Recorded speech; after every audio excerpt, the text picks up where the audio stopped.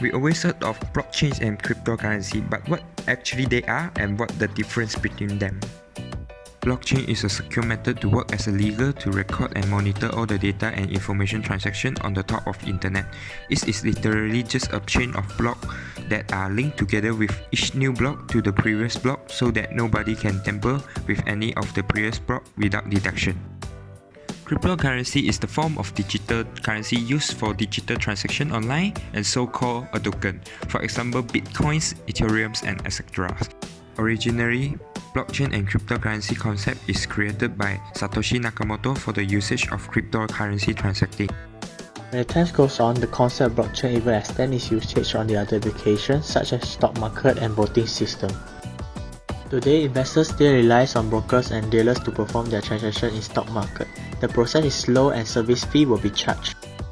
Smart contract with blockchain technology will replace the third party in the stock market and is more secure, time efficient, and no extra fees needed. Every transaction can be done instantly and the old transaction can be retrieved back in any time. The paper ballot system has long been used by many countries. It is very expensive and time consuming. Although the digital voting system has been implemented in some countries, it has severe security issues. The hacker can hack into the server and alter the voting result. In blockchain for voting system, there are two pairs of encrypted keys, one for ID verification and another for voting. Private keys and public keys of each pair must match each other to prove it is legitimate, and this is more secure than all voting system.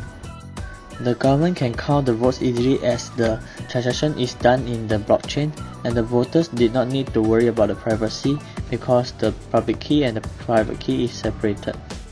Blockchain protocol works as decentralized database by distributing all data among the network using P2P network, where all the users are holding the same set of information in terms of blocks. It leads to the hierarchy of right-owning data is no more exist in this system. Centralized database is a way of managing data and information where all the users will refer the data information from the main host. Example, bank records all information of their users. Imagine bank act as a center and all transactions need to be processed by it. Transaction fee will be charged. By using blockchain protocols, transaction fee is no longer charged by third parties because direct transaction can be made between buyers and sellers and will be recorded by users on the network. Everyone have the rights to look at the data which is in the context of blockchain.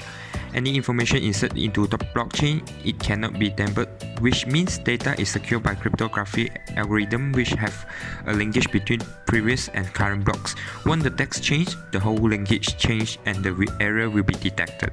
Traditional voting system cause lot of human error while counting vote and cheating happen oftenly. The implementation of blockchain technology solve all the problems mentioned, yet it improved the effectiveness and rate of voting due to the transparency and immutability of data in blockchain.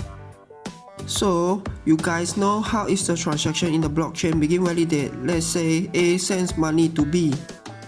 Messages that contain this transaction will be sent to the peer-to-peer networks and all the nodes on the network will receive this message. But this transaction is still in unconfirmed state. So, how to validate this transaction and who is responsible for this work? To validate the transaction, a complex mathematical puzzle has to be solved. In addition, this is done by the nodes on the network and they are known as miners. This activity is called mining. So, why mining instead of validate the transaction is to achieve the proof of work. Once it has been validated, a new block is created. The block is added into the blockchain and shared to all the nodes on the network. Hi.